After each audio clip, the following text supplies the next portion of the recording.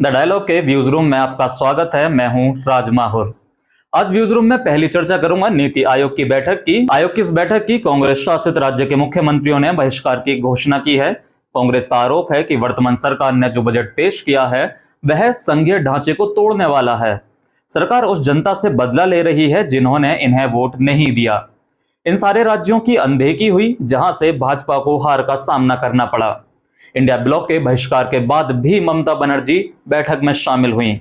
ममता बनर्जी जिस मकसद से बैठक में शामिल हुई, खैर वो मकसद पूरा नहीं हुआ। ममता को बोलने नहीं दिया गया, इनके माइक को बंद कर दिया गया।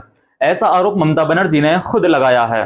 फिलहाल प्रधानमंत्री मोदी ने इस बैठक में अपनी प्रतिबद्धता को दोहराते हुए कहा कि 2047 तक भारत एक विकसित राष्ट्र बनकर उभरेगा। सरकार इस लक्ष्य को प्राप्त करने के लिए बहुत ही ज्यादा संजीदा है। उन्होंने कहा कि इस दिशा में आवश्यक कदम भी उठाए जा रहे हैं। 30,000 अरब डॉलर वाली विकसित अर्थव्यवस्था के विजन डॉक्यूमेंट तैयार किया जा रहा है। उत्तर प्रदेश में पार्टी के भीतर चल रही उठापटक को लेकर केंद्रीय नेतृत्व ने इसे गंभीरता से लिया है। पैचअप हो रहा है, डैमेज कंट्रोल हो रहा है।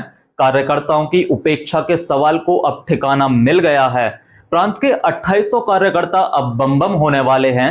पार्टी के निर्णय प्रक्रिया में अब इन कार्यकर्ताओं की भागीदारी भी बढ़ी है। रूठे रूठे कार्यकर्ताओं को मनाओ कैसे, अब इस कैसे का प्रश्न पार्टी ने खोज लिया है, यानी इन सबको सत्ता सुख मिलना तय हुआ है। उत्तर प्रदेश के उपचुनाव को लेकर इंडिया ब्लॉक की भी सक्रियता बढ़ गई है। यहां भी सभी 10 सीटों को जीतने की योजना बन रही है। सपा के महासचिव ने कहा कि हम सभी 10 सीट जीतकर दिखाएंगे। भाजपा की अंदरूनी लड़ाई को लेकर इंडिया ब्लॉक मुतमईन है। इधर रणनीतिकार से राजनेता बने प्रशांत किशोर ने कहा कि भाजपा को आसानी से नहीं हराया जा सकता है। भाजपा का जहां प्राण बसता है वहां प्रहार करना होगा।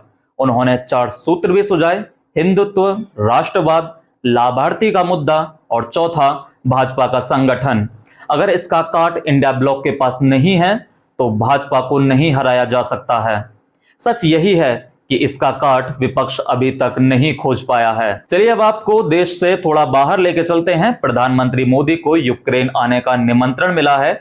जेलेंस्की के ऑफर को स्वीकार भी किया गया है।